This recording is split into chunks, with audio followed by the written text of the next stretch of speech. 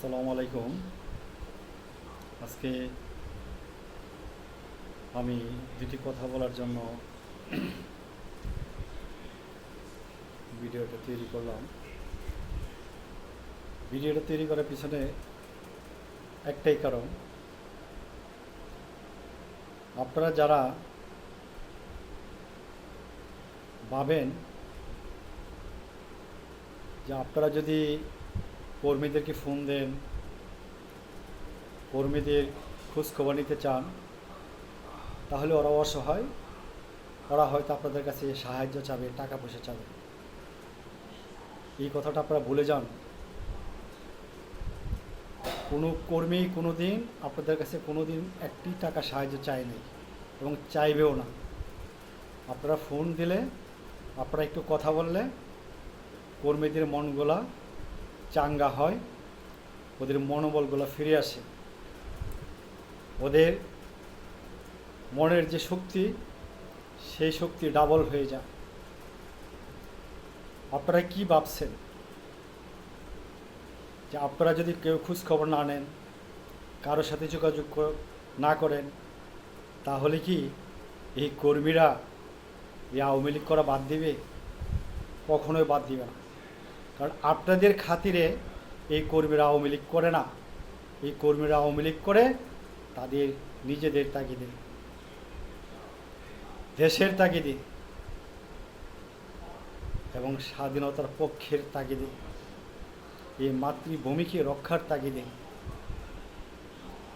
এটা প্রত্যেকটা কর্মী তাদের গর্জ থেকেই তারা আওয়ামী লীগ করে। আর আপনারা যদি,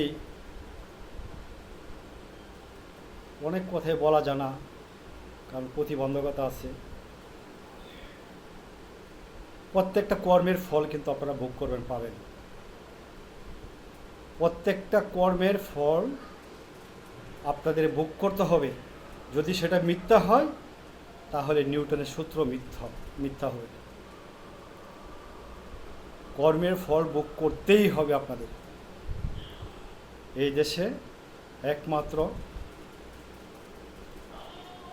আপনারা কার জন্য কি করেছেন, কোন কর্মীর জন্য কি করেছেন, সেটা আপনারা ভালো করে জানেন।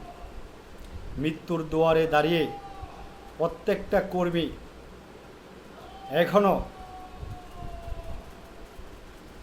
রাষ্ট্রনায়ক শেখ হাসিনার জন্য কাঁদে, শেখ হাসিনাকে দেশে ফেরানোর জন্য কাঁদে, দেশে আনার জন্য কাঁদে, এই দেশকে রক্ষা করার জন্য কাঁদে। আর আপনারা কী ভাবেন বিদেশে বসে থেকে আরও একটি বছর কেটে যাক, আপনারা এই দেশে সিটিজেনশিপ পান, আপনারা ওই দেশের নাগরিকত্ব পান, সেটা আশা করেন?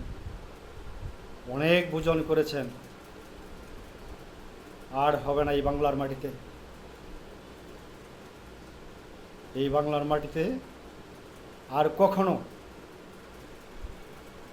আপনারাও যদি কোনো গাদ্দারি করেন, দলের সাথে, কর্মীর সাথে, আপনাদেরকে আর ছাড় দিবে না। ধন্যবাদ, সবাই ভালো থাকবেন।